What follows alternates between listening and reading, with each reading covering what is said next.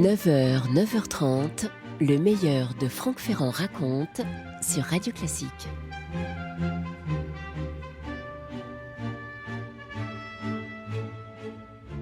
À la fin de l'année 1799, à l'époque on parle de l'an 8 du calendrier républicain, la France change de régime. Le directoire, complètement à bout de souffle, cède la place au consulat à la faveur d'un coup d'État du général Bonaparte. Il était temps, me direz-vous, puisque la situation économique est catastrophique. Il y a toutes sortes de menaces. D'un côté, un complot jacobin qui est en train de se mettre en place. De l'autre côté, des conjurations royalistes, notamment en Vendée et dans le sud. Bref, le consulat va mettre de l'ordre. Il y a 3 consuls, mais la réalité du pouvoir est entre les mains d'un seul homme, Napoléon Bonaparte. La France est également confrontée à une coalition animée par l'Angleterre et l'Autriche, et Bonaparte a beau promettre la paix, il ne veut pas faire cette paix à n'importe quel prix. Donc, le premier consul va proposer une paix générale qui est refusée par ses ennemis. Il va falloir passer par une explication armée. Lui peut compter sur au moins 2 armées. L'une qui est sur le Rhin et qui est commandée par le général Moreau, 100 000 soldats, armée impressionnante. L'autre est sur la frontière italienne, dirigée par Masséna, le général Masséna, avec 40 000 hommes cette fois. Conformément à la constitution de l'an 8, donc du nouveau régime, Bonaparte ne peut que donner des instructions. Il n'a pas la possibilité de commander lui-même. Évidemment, vous l'imaginez, il piaffe d'impatience, il bout sur place et il écrit au général Moreau, je le cite, « Je suis aujourd'hui une espèce de mannequin qui a perdu sa liberté et son bonheur. Les grandeurs sont belles, mais en souvenir et en imagination. J'envie votre ressort. Vous allez avec des braves faire de belles choses. Je troquerai volontiers ma pourpre consulaire pour une épaulette de chef de brigade sous vos ordres. Je souhaite fort que les circonstances me permettent de venir vous donner un coup de main. Ah ah, ça y est, c'est dit. » La réalité, c'est que Bonaparte est en train de réorganiser son armée, de préparer une attaque contre l'Autriche. Il n'a pas tellement confiance en Moreau pour mener tous ces hommes. Le premier consul se méfie de Moreau et il pense que ce général manque en fait de courage. Il dit de Moreau, un général qui passe son temps à fumer n'est pas un général. Et surtout, au début de l'année 1800, il se rend bien compte qu'en Italie, la situation est en train de basculer, ça devient inquiétant. Les Autrichiens du Feldmaréchal baron von Mélas sont en train de progresser vers Gênes, et c'est vers Gênes que se trouvent les troupes de Masséna. Et face à cette situation, le premier consul prépare une armée de réserve. Elle sera concentrée à Dijon, ça c'est une ruse pour faire croire qu'elle viendra en renfort à l'armée du Rhin de Moreau. En fait, son but à cette armée-là, c'est de descendre toute la vallée du Rhône en direction de l'Italie, de se rendre à Milan le plus vite possible et d'attaquer les arrières des troupes impériales autrichiennes, bien entendu. Comme Bonaparte ne peut pas assumer lui-même, vous l'aurez bien compris, le commandement de ce corps d'armée, eh bien, officiellement, c'est à Berthier, au général Berthier, qu'il a confié tous ses hommes. Berthier qui est remplacé au ministère de la Guerre par Carnot. Franck Ferrand sur Radio Classique. Et ça y est, les nouvelles arrivent d'Italie, bien entendu, elles vont vite et Bonaparte finit par être averti que Mélas passe à l'offensive. Je cite l'incontournable Thierry Lenz dans son ouvrage Le Grand Consulat. Dès les premières heures de l'offensive autrichienne, le cœur du dispositif français fut menacé. Savone prise, Suchet recula vers le Var et s'y adossa. Après l'échec de plusieurs contre-attaques, Masséna s'enferma dans Gênes afin de créer, comme le lui avait demandé Bonaparte, un abcès de fixation sur le flanc de l'ennemi. Ce que le premier consul avait souhaité se passait. Les Autrichiens se ruaient sur les troupes françaises vers le sud, ne laissant au pied des Alpes qu'une arrière-garde de faible importance. Si l'armée de réserve, forte à présent de 40 000 hommes, parvenait à franchir les montagnes, elle tomberait sur les arrières autrichiens. Moreau n'a plus qu'à lancer une offensive sur le Rhin et à aller ensuite vers le Tyrol pour faire croire à une grande offensive vers Vienne, ce qui va obliger les Autrichiens à y déployer des soldats et permettra pendant ce temps à Bonaparte de passer les Alpes, puis d'être rejoint par 17 000 hommes de l'armée de Moreau qui sont passés par le col du Saint-Gothard dans le Tyrol. Mais Moreau ne va pas aussi vite qu'on aurait pu l'imaginer. Il prend son temps, Bonaparte n'en croit pas ses yeux, les rapports s'accumulent sur son bureau, il perd patience et finalement, à la fin d'avril, quand Moreau se décide à traverser le Rhin et a livré bataille, la situation a déjà beaucoup évolué. Alors, il y a là une série de victoires françaises qui va décider Bonaparte à partir pour Dijon et à inspecter lui-même l'armée de réserve. La vérité, c'est que Bonaparte n'y tenait plus. Il fallait qu'il passe à l'action, il fallait qu'il prenne lui-même le commandement. Le meilleur de Franck Ferrand raconte sur Radio Classique. 6 mai 1800, 2 heures du matin, ça y est, Bonaparte, son habit de consul caché sous un grand manteau gris, monte dans une berline noire pour quitter Paris. Donc il part à 2 heures du matin, comme ça, dans la nuit du 5 au 6 mai. Son frère Lucien a préparé une circulaire qui a été envoyée à tous les préfets et qui doit mentionner que le premier consul ne sera pas absent plus de 15 jours. Pas question de parler d'une vacance du pouvoir à Paris. On est en période, je vous l'ai dit, de complot, de remue-ménage. Donc, dès le lendemain, Bonaparte est à Dijon. Il inspecte l'armée de réserve constituée de vétérans essentiellement et de soldats qui ont servi en Vendée, ce qui a été, hélas, un entraînement efficace. Et Bonaparte constate que les troupes sont dans un état bien pire que tout ce qu'il pouvait imaginer. Beaucoup n'ont même pas l'uniforme militaire. Les gens portent des blouses, des pantalons de toile et des sabots. Pas d'équipement, pas de munitions et quasiment pas de nourriture. Le vainqueur d'Arcole va remobiliser pour autant les troupes. Les champs d'Italie ressemblent à un grenier d'abondance, dit-il. Ça, c'est ce qu'il fallait leur dire. Je l'ai déjà dit à quelques-uns d'entre vous il y a 4 ans. Dans ces champs, un arrogant ennemi nous donne rendez-vous, tout comme vos devanciers qui me suivirent à Lodi et à Montenotte. Vous êtes mal vêtus, mal nourris, encore sans solde. Dans 15 jours, tout cela sera changé. Soldats, je vais vous demander un grand effort avant qu'il vous soit donné de rencontrer les Autrichiens. Suivez-moi avec confiance et vous reviendrez couverts de gloire, ayant sauvé grâce à votre audace la patrie que menacent encore les hordes de l'étranger. Vous voyez qu'on est encore dans cette période du consulat où la notion d'une défense républicaine de la patrie prime sur les autres arguments qu'on peut faire valoir à des soldats. Bonaparte et l'armée de réserve vont donc prendre la route. Nous voilà à Genève le 9 mai, à Lausanne le 12 mai, et ce qu'il faut bien dire, c'est que là-bas, de l'autre côté des Alpes, les nouvelles qui parviennent sont alarmantes depuis Gênes. Un soldat qui arrive directement de Gênes raconte « Le long des rues et des boulevards, on voyait des hommes fléchir à chaque pas.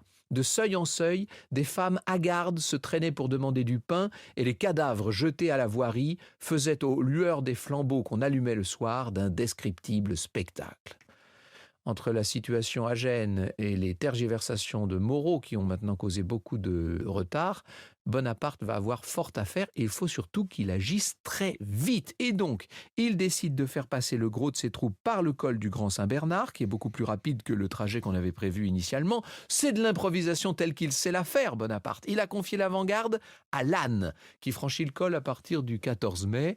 Chaque pièce d'artillerie a été placée dans des troncs d'arbres qu'on a évidés exprès et qui sont tirés par des grenadiers.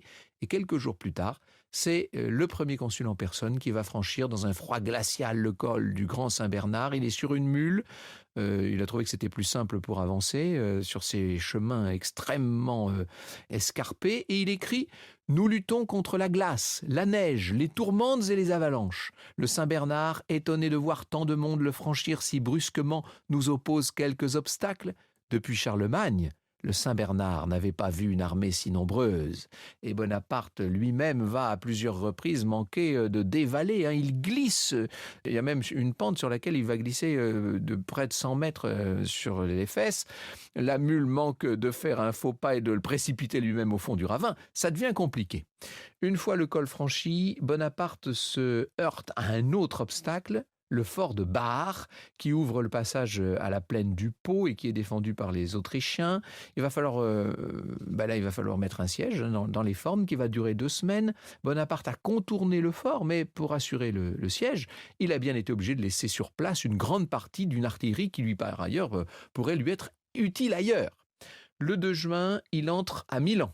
Il coupe Mélas de ses lignes de communication, c'était ça le but, c'était exactement le plan qu'il avait prévu. Et le 4, il apprend la capitulation de Masséna à Gênes. Ce qui veut dire que les Français n'ont pas tenu assez longtemps, ils n'ont pas réussi à l'attendre. Il va falloir tout changer. Là, il faut très vite improviser de nouveaux plans. Bonaparte sait que Mélas a 2 options, soit s'enfermer dans Gênes et attendre une évacuation par la mer, soit remonter vers le nord et regagner l'Empire d'Autriche. Le premier consul souhaite une victoire rapide, il veut livrer la bataille dont il sait qu'elle sera décisive. Voici ce qu'écrit Berthier. Bonaparte ne proposait pas seulement de battre l'ennemi, mais de lui couper la retraite et de l'obliger à une capitulation qui le forçait à restituer à la fois toutes les places d'Italie. Le projet était hardi, surtout contre un ennemi numériquement plus fort. Un ennemi qui, je me permets de vous le rappeler, vient de remporter quand même un certain nombre de victoires. Les Français, à ce moment-là, sont à moins de 100 km de Gênes. Le meilleur de Franck Ferrand raconte sur Radio Classique. Le 9 juin, les troupes de Lannes l'emportent à Montebello contre celles du général autrichien Hoth. Ça, c'est la bonne nouvelle qu'attendait Bonaparte. L'armée autrichienne se replie, rejoint le général Mélas qui vient d'arriver à Alexandrie sur la rive droite d'une rivière, la Bormida.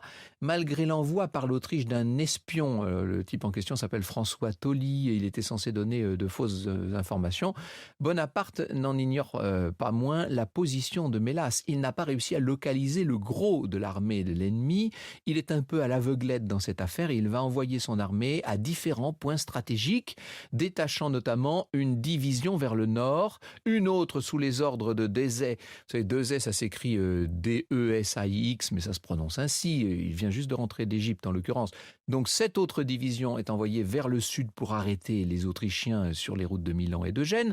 Bref, le 13 juin au soir, les Français s'arrêtent à la rivière Bormida sur une vaste plaine et on est près d'un village qui va entrer dans l'histoire. Ça y est, nous y voici, nous y voilà. Nous sommes à Marengo. Les Autrichiens ont repéré les Français, bien sûr, les hommes de Mélas sont de l'autre côté de la Bormida, ils sont là, ils ont installé leur camp, ils bivouaquent pour la nuit, ils n'ont même pas installé de feu, bien entendu, et on essaie de faire le plus grand silence possible. Franck Ferrand sur Radio Classique. Le 14 juin 1800, donc à 8h du matin, les forces autrichiennes franchissent les 2 ponts de la rivière et se déploient dans la plaine. Ils sont 3 corps d'armée. Aureilly avec 3000 hommes, qui donc est à droite, si vous voulez. Hoth qui commande 7600 hommes complètement de l'autre côté. Et puis au centre, Mélas à la tête de 20 000 hommes, ce qui veut dire en tout, avec 180 canons, s'il vous plaît, 30 000 hommes. Et côté français, 22 000 seulement.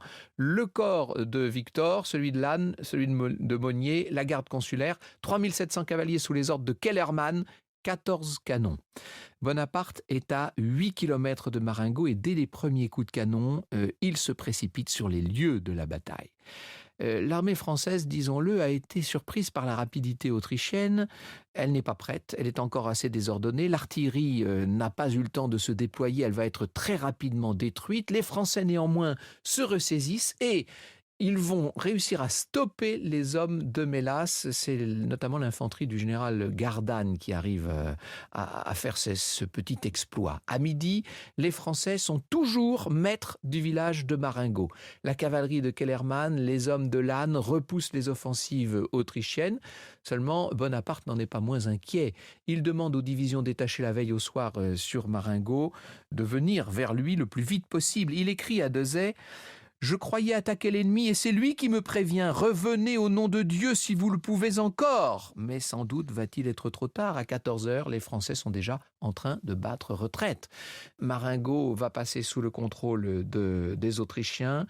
La retraite française s'étale en plus sur 10 km. Alors c'est vrai qu'il y a les grenadiers de la garde consulaire qui sont là, qui essaient de sauver ce qui peut l'être et qui couvrent la retraite. Mais ça reste néanmoins très périlleux. Mais là, ça a 71 ans, j'ai oublié oublié de vous dire ça. Il est complètement épuisé par cette journée de bataille, au cours de laquelle d'ailleurs il a été blessé. Il va déléguer le commandement à son jeune chef d'état-major. Il faut dire que la victoire autrichienne maintenant est acquise, ça paraît une évidence. Les troupes autrichiennes s'arrêtent, elles ne vont pas poursuivre les Français. Ça, c'est une première erreur. Dans l'après-midi, la division de Dezay arrive avec les 6000 hommes qu'on attendait, le fameux renfort.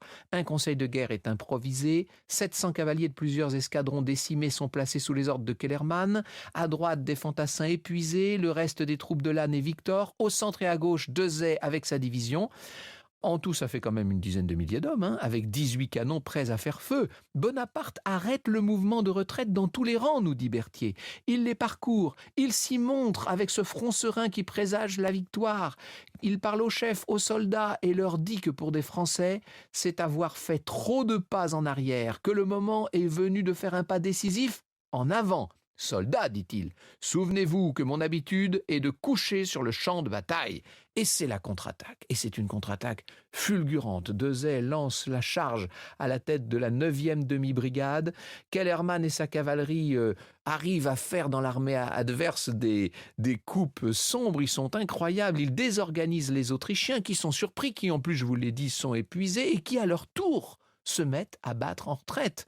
À 20h, les Français sont maîtres du champ de bataille. Et le bilan est assez extraordinaire. Alors, 963 tués, 5518 blessés et 2921 prisonniers dans les rangs autrichiens. Côté français, 1100 tués, dont Dezay d'ailleurs, qui a été tué d'une balle en plein cœur, 3600 blessés et 900 prisonniers. Il n'empêche, le bilan est lourd, on est passé extrêmement près de la catastrophe, mais qu'on le veuille ou non, Bonaparte vient de remporter un succès.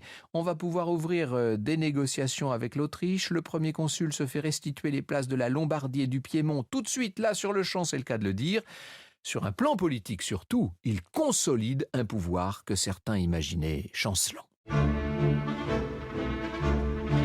Vous écoutez Radio Classique.